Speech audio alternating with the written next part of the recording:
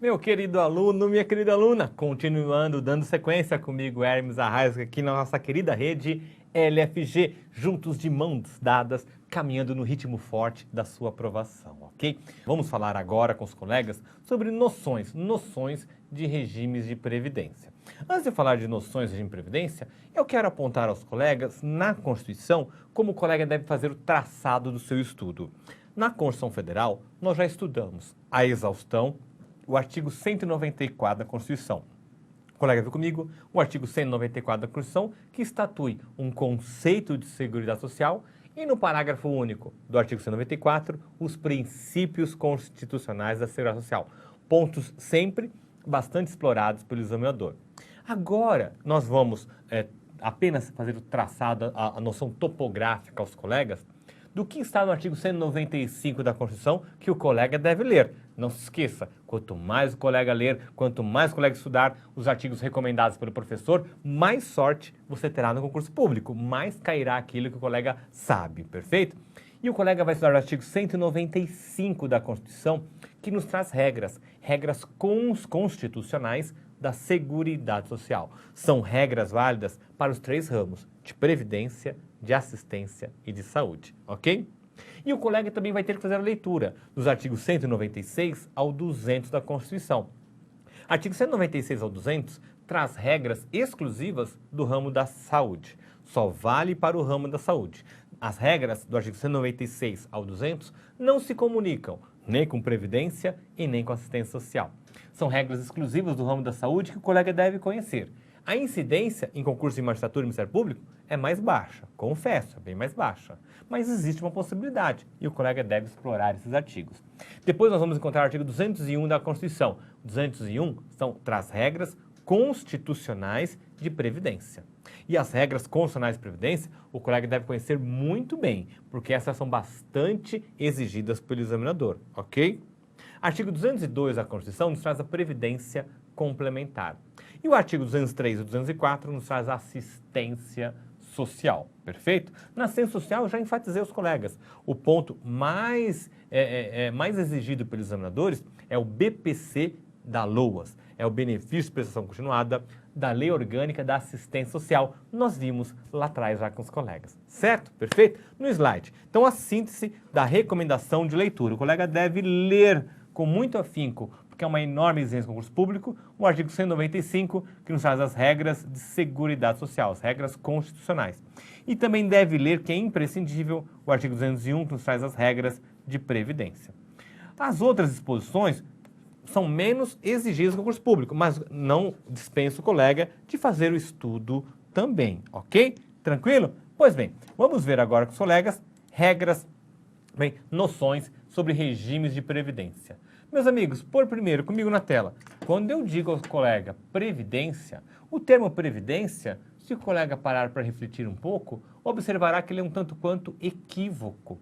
Por que equívoco? Porque quando eu me refiro à previdência, eu posso estar tratando tanto de previdência INSS, regime geral dos trabalhadores da iniciativa privada, quanto previdência do regime próprio dos servidores públicos, quanto previdência privada, aquela comercializada pelos bancos. Portanto, quando nós falamos de previdência, há três possibilidades: previdência regime geral, previdência regime próprio ou previdência complementar. E o colega deve ter essa atenção a partir de agora, quando escutar notícias sobre previdência, quando ler sobre previdência e principalmente na prova no curso público, saber exatamente o examinador está indagando sobre qual previdência naquela questão. É importante isso, porque a previdência, esses três regimes diferentes de previdência, possuem pontos de contato, por exemplo, o caráter contributivo. Por ser previdência, tem que ter caráter contributivo. Mas existem diferenças entre cada um desses regimes de previdência e o colega deve ficar atento. E vamos, a partir de agora, estrear com os colegas essas noções de regimes de previdência. No slide. Então, nós vamos ter, primeiro ponto de interesse para os colegas, filiação. Filiação obrigatória. Quando eu falo de previdência pública, qual é a previdência pública? É o regime geral. Regime geral de previdência social, que é aquele administrado pelo INSS. E o regime próprio, servidores públicos, aquele federal, ou estadual, ou municipal, ou distrital. Regime próprio. São dois regimes públicos de previdência, cuja filiação, cujo atrelamento à previdência é compulsório. Como assim? Qualquer trabalhador na iniciativa privada, qualquer trabalhador, sem exceção, por exercer atividade remunerada, ele é atrelado, quer ele queira, quer não, ao regime geral. Ele fica obrigado a contribuir e, por tal razão, ele fica protegido frente ao INSS. Da mesma forma, os servidores públicos, todo e qualquer servidor público, sem exceção, todo e qualquer servidor público, sem exceção, seja federal, estadual, municipal, por exercer atividade remunerada, por exercer um cargo efetivo, fica obrigado a contribuir com o seu regime próprio. A filiação é obrigatória, é compulsória. Ele contribui e fica protegido no seu regime próprio. Eu tenho como figura estelar principal no regime geral o segurado, essa nomenclatura. No regime próprio, ele é desenvolvido, ele é pensado na figura do servidor público. Qual servidor público? Aquele detentor de cargo efetivo. Cargo efetivo. Titular de cargo efetivo. Agora, além dessas duas previdências, eu vou ter uma outra previdência com um traçado bastante diferente da previdência do artigo 201 da Constituição, do regime geral, a previdência do artigo 40 do regime próprio, então um traçado muito diferente. A previdência que eu me refiro agora é do artigo 202 da Constituição Federal, que é a previdência complementar. A previdência complementar, a primeira característica essencial dela, que diferencia da previdência pública, é que ela é facultativa, ela é uma opção. Ninguém pode ser obrigado a fazer parte de uma previdência complementar, ninguém pode ser obrigado, só faz parte da previdência complementar se quiser, se assim desejar. E quem faz parte da previdência complementar é nominado de participante. O nome em iuris é participante, ok? Então nós temos aqui essa grande diferença, filiação obrigatória e filiação facultativa. E existem diversas outras. Por exemplo, para reger os benefícios do regime geral, basta edição de lei ordinária. Qual é a lei necessária para reger os benefícios da Previdência Regime Geral? Basta a lei ordinária, que foi editada a Lei 8.213. É a Lei 8.213 que traz o regramento dos benefícios previdenciários. Da mesma forma, na mesma toada, o regime próprio. Basta a lei ordinária, que no âmbito federal da União foi editada a Lei 8.112 de 90. A Lei 8.112 de 90 é uma lei ordinária que rege justamente os benefícios devidos aos servidores públicos federais em decorrência da contribuição para o regime próprio de Previdência Federal. Já o regime de Previdência Complementar, ele exige uma lei diferente, ele exige lei complementar. A Constituição exige a confecção de uma lei diferenciada, a Lei Complementar, que já foi editada, Lei Complementar 108 e a Lei Complementar 109. Já foram editadas, já existem. Mas o colega tem que saber que para a Previdência Complementar, a Constituição exige edição de lei complementar que já foram editadas. Ao passo que a regime geral e o regime próprio, basta edição de lei ordinária.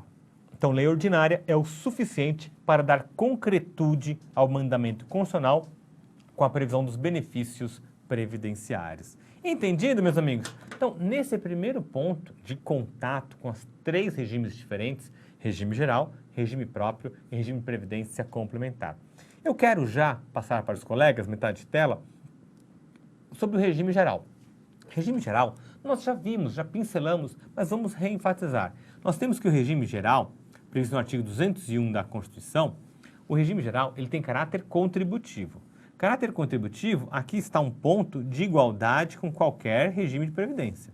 Qualquer que seja o regime de previdência, regime geral ou regime próprio ou de previdência complementar, o caráter contributivo deve estar necessariamente presente. Filiação obrigatória. Essa é uma característica comum apenas à previdência pública, que exige que as pessoas sejam previdentes, impõe que as pessoas sejam previdentes. As pessoas não são previdentes por livre-arbítrio, mas sim por imposição. que elas se tornam previdentes, obrigadas a contribuir para ficarem protegidas no futuro. E a Previdência deve observar critérios que preservem equilíbrio financeiro. O que é o equilíbrio financeiro? Qualquer previdência deve ter um equilíbrio nas suas contas, entre o que se arrecada e o que se gasta com proteção previdenciária. Deve haver um equilíbrio. Previdência não é para ser superavitária, como também não é para ser deficitária. Ela deve caminhar num equilíbrio. E para isso deve ter ajustes de tempos em tempos, valendo-se da ciência dos grandes números, valendo-se da atuária.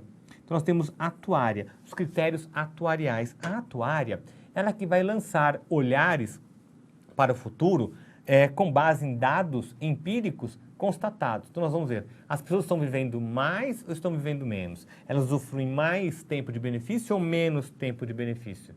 Com base em dados como esse, bem como as crianças estão nascendo em maior quantidade ou em menor quantidade? Bem, com base em dados sobre a formatação, a modo como a nossa sociedade tem se desenvolvido, tem caminhado, nós podemos e devemos enxergar como será o futuro da Previdência e fazer ajustes hoje. Então, periodicamente, de tempos em tempos, a Previdência tem que sofrer ajustes, né, check and balances, para poder fazer aí ajustes sistêmicos para que a Previdência esteja sólida, não apenas hoje, mas também daqui 10 anos, daqui 20 anos, 30 anos e para todas as gerações que estão a vir. Isso tudo nos termos de uma lei, que conforme eu disse, basta uma lei ordinária, que no âmbito do regime geral é a Lei 8.213, que traz os benefícios previdenciários.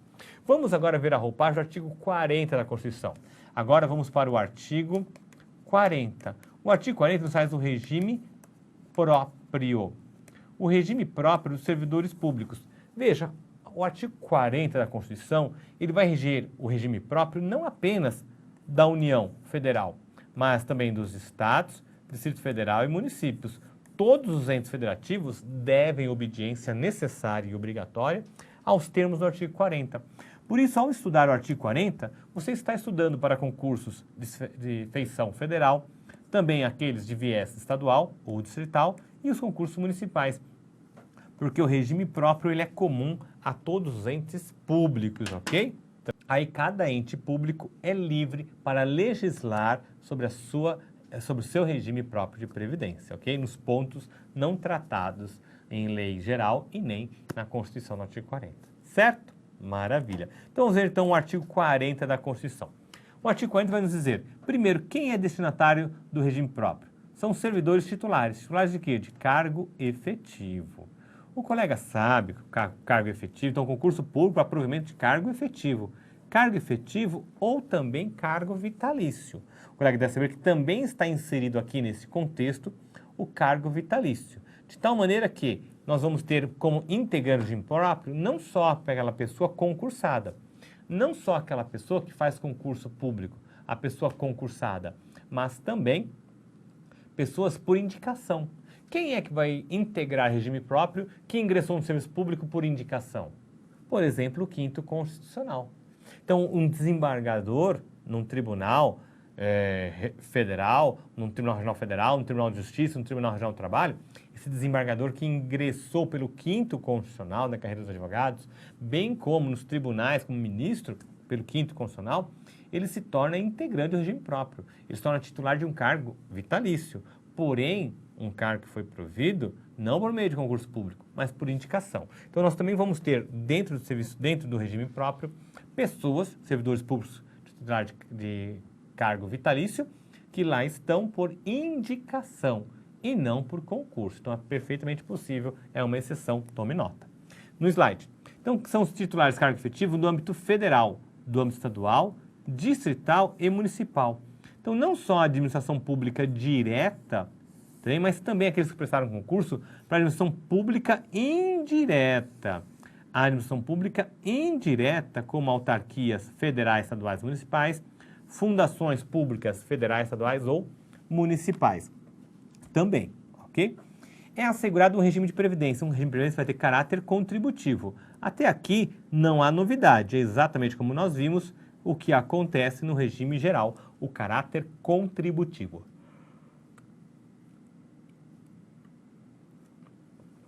Só que aqui então vamos ter uma novidade, qual? além do o caráter ser contributivo, ele também deve ser solidário. Esta solidariedade, ela surgiu, meus amigos, essa solidariedade, ela surgiu com a edição da emenda constitucional número 41 de 2003. O que é essa solidariedade? O que se quis, o que o governo pretendeu com esta solidariedade? O governo quis o seguinte, o governo, olha, o que eu quero com essa solidariedade é o seguinte, eu quero que, além da contribuição que sempre se reconheceu desde a Constituição de 88, devida e válida pelo ente público, ok? E também dos servidores ativos, além dessas duas contribuições, para atender o caráter contributivo, a contribuição, por exemplo, o servidor público federal contribui para o regime próprio federal, assim como a União contribui para o regime próprio federal. O regime próprio estadual é o Estado respectivo e o servidor público que contribuem para o regime próprio estadual e assim sucessivamente. Agora, a emenda constitucional número 41 trouxe novidade. Qual foi a novidade trazida pela emenda constitucional número 41? O caráter solidário. E onde está a solidariedade? Trazendo para o viés contributivo os inativos, ou seja, os aposentados. Não apenas os aposentados, mas também os pensionistas. Então, por força dessa solidariedade, foram incluídos no caráter contributivo também os inativos e também os pensionistas. Então, os já aposentados e os pensionistas devem contribuir também com a previdência, o regime próprio. Professor, mas ele já está aposentado, mas tem que contribuir. Professor, mas o pensionista, ele recebe a pensão porque o segurado, o servidor público, contribuiu e morreu. E ele vai contribuir? Vai. Mas ele vai receber algum outro benefício? Não. É só a pensão por morte e acabou, mas vai contribuir sim. Professor, isso é constitucional? Isso foi levado até o Supremo Tribunal Federal. Foi a famosa taxação dos inativos. Então, o questionamento com relação à taxação dos inativos. E o Supremo declarou constitucional. O Supremo declarou constitucional essa exigência do caráter solidário. É constitucional, conforme tratou a Previdência. Comigo, vejam só, agora o colega tem que prestar bastante atenção. Então, nós temos regime geral, regime próprio. Os dois têm caráter contributivo. O regime geral é só contributivo e ponto final. O regime próprio é contributivo e solidário.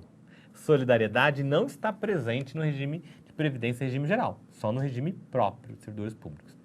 No regime geral, nós vamos ter o artigo 195, inciso 2, infine, parte final da Constituição, que dita, olha, não deve incidir, não pode, então é uma imunidade. Toda vez que eu tenho uma não incidência constitucionalmente qualificada, estou diante de uma imunidade. E uma imunidade que nós vamos ter na Constituição que dita, olha, no regime geral, nenhum aposentado e nenhum pensionista pode sofrer incidência de contribuição previdenciária. Então, nós temos que no regime geral, nenhum aposentado e nenhum pensionista sofre incidência de contribuição previdenciária. Uma vez aposentado, ele não tem desconto sobre os seus proventos de aposentadoria de contribuição previdenciária. Da mesma forma, um pensionista, no regime geral e INSS, ao receber a pensão, não tem nenhum desconto de contribuição previdenciária. De outro lado, no regime próprio dos servidores públicos, desde o ano 2003, em razão da taxação dos nativos, em razão da emenda 41, que trouxe justamente o caráter solidário da contribuição ao regime próprio, estipula-se que devem contribuir quem? Também os aposentados e também os pensionistas em regime próprio, federal, estadual ou municipal, nas três esferas de governo, que vão contribuir, mas vão contribuir com base em qual, observando-se qual base de cálculo. E a Constituição determina no artigo 40, parágrafo 18 e no artigo 40, parágrafo 21. Recomendação de leitura, artigo 40 da Constituição, parágrafo 18, artigo 40 da Constituição, parágrafo 21. O que nós temos no artigo 18, no parágrafo 18 do artigo 40? Os dizeres, olha, servidor público aposentado e o pensionista vão ter que contribuir para o seu respectivo regime próprio. Sim, porém, somente sobre a base de cálculo dos valores que ultrapassarem o mesmo teto utilizado no regime geral e INSS. Então, veja, nós não estamos no INSS, não estamos falando do regime geral, mas tem que se utilizar o teto do regime geral. De quanto é o teto do regime geral? Arredondando para facilitar os nossos estudos, R$5.000. R$5.000 é o teto do INSS. Então esse valor é tomado de empréstimo para o regime próprio. Então eu vou ter pensionistas e aposentados no regime próprio ganhando menos do que isso. Por exemplo, servidores públicos no âmbito da saúde. A saúde, os servidores públicos é que menos ganham. Ganhando R$3.000, R$4.000 por mês, não vai, aposentou com R$3.000, R$4.000 por mês, não vai ter incidência de contribuição previdenciária. Aí uma pensionista da área da saúde ganha R$3.000, R$4.000 por mês, não vai ter incidência. Por quê? O valor dos proventos é inferior ao teto do regime geral INSS. Agora, nos regimes próprios eu vou ter magistrado do trabalho, eu vou ter magistrado federal, eu vou ter magistrado estadual, vou ter membro do Ministério Público, vou ter membro da AGU, vou ter diversos auditor fiscal, delegado federal, diversos servidores públicos com uma remuneração acima de R$5.000. Esses, quando se aposentarem sobre seus proventos superiores a R$5.000, incidirá a contribuição previdenciária. Então, há uma incidência de contribuição previdenciária sobre o que remanescer, sobre o que sobejar o teto do INSS, tanto para o servidor público aposentado, quanto para o pensionista. É a determinação constitucional que foi declarada pela Suprema Corte Constitucional, certo? Tranquilo? Ok? Maravilha. Além disso, só para fechar o slide, temos aqui o critério, tem que preservar o critério do equilíbrio financeiro e atuarial, da mesma forma que nós vimos no regime geral. Então, aqui exatamente igual nós vimos no regime geral. Então, a grande diferença é o caráter solidário. Eu quero inaugurar com vocês a previsão agora dos benefícios previdenciários do regime próprio. Quais são os benefícios que o regime próprio prevê? Aí eu quero que o colega compreenda comigo o seguinte. Nós temos o regime geral de previdência social e o regime próprio. Dois regimes que já enfatizamos são diferentes e previstos em artigos diferentes. Um é no artigo 202 e o outro é no artigo 40 da Constituição. Especificamente nesse instante nós vamos ver o regime próprio, os benefícios previdenciários do regime próprio. Mas eu quero que o colega saiba de uma coisa. Nós temos no regime geral um benefício que é por tempo de contribuição. Tempo de contribuição. Se é um segurado, sexo masculino, se é um homem, 35 anos de tempo de contribuição, ou seja, trabalhando. Trabalhou 35 anos, pode se aposentar. Se for uma mulher, se ela trabalhar 30 anos, ela pode, 30 anos de tempo de contribuição, ela pode se aposentar no regime geral. Basta isso. Não me importa a idade desse homem, não me importa a idade desse homem. Não importa se esse homem está com 52 anos de idade ou 62 anos de idade. Não me interessa. Não me interessa. Só me interessa o senhor trabalhou 35 anos? Trabalhei, está aqui minha carteira de trabalho. Eu comecei a trabalhar aos 16 anos, trabalhei sem parar e agora com 51 anos eu já trabalhei 35 e quero me aposentar. Ele vai se aposentar no regime geral INSS. Vai, porque cumpriu os 35 anos de tempo de contribuição, que é o requisito exigido no regime geral para se aposentar por tempo de contribuição. E a mulher, 5 anos a menos, certo? Pois bem, agora deslocando para o regime próprio. O que eu tenho no regime próprio? No regime próprio tem uma situação diferente. Por quê? Desde a emenda constitucional número 20 de 98, desde essa emenda constitucional, para se aposentar no regime próprio, se é um segurado, um servidor público sexo masculino, ele tem que ter 35 anos de tempo de contribuição e uma idade mínima de 60 anos. Uma idade mínima de 60 anos de idade. Então, para o servidor público, são dois requisitos. Além de tempo de contribuição, mais uma idade. Além de tempo de contribuição, mais uma idade. Então, são dois os requisitos para o servidor público. Quais são os requisitos para o servidor público? São dois os requisitos. São dois os requisitos. Quais são eles, os requisitos? O requisito é 35 anos de TC, mais 60 anos de idade. 35 anos de TC, mais 60 anos de idade. Isso para o homem, servidor público. Servidora pública, 30 anos de TC, mais 55 anos de idade para a mulher servidora pública. Então percebam, meus amigos, uma diferença no regime próprio e no regime geral. No regime próprio, existe o atrelamento à idade. No regime próprio, se você me disser, olha, eu trabalhei, sou servidor público, trabalhei 35 anos já como servidor público, não vai poder se aposentar se não tiver ainda 60 anos de idade. Se for mulher, professor, eu já trabalhei 30 anos como servidora pública, não vai poder se aposentar se ainda não tiver 55 anos de idade. Se tiver a idade e não tiver os 35 anos homem, também não se aposenta. Ele tem que ter os dois requisitos preenchidos. Ele tem que ter trabalhado 35 anos ou mais e ter pelo menos 60 anos de idade. Esse requisito etário não existe no regime geral. Ele só existe no regime próprio dos servidores públicos. Então essa é uma diferença, o colega não pode se confundir na hora da prova, certo? Então o que se exige no regime próprio? O regime próprio precisa. Regime próprio é uma aposentadoria por tempo de contribuição com exigência de idade mínima. É tempo de contribuição mais idade mínima. Então vai ser 35 anos se for homem, bem, com 60 anos de idade. É o que nós vimos, 60 anos de idade com 35 anos de contribuição. Mulher, 55 anos de idade e 30 anos de contribuição. 30 anos de contribuição e 55 anos de idade. Que mais? No serviço público, nós vamos ter outras duas exigências. Do quê? Ele deve, para ter direito a esta aposentadoria, ele deve ter no mínimo 10 anos de serviço público.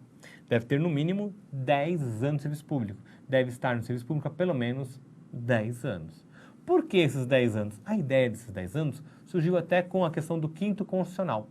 Porque nós tínhamos casos de um advogado contribuir para o regime geral e INSS com no máximo teto de R$5.000, aí ele era nomeado desembargador no tribunal, passava a ganhar R$35.000 por mês e contribuía sobre a totalidade, ele ficava 2 anos como desembargador e se aposentava.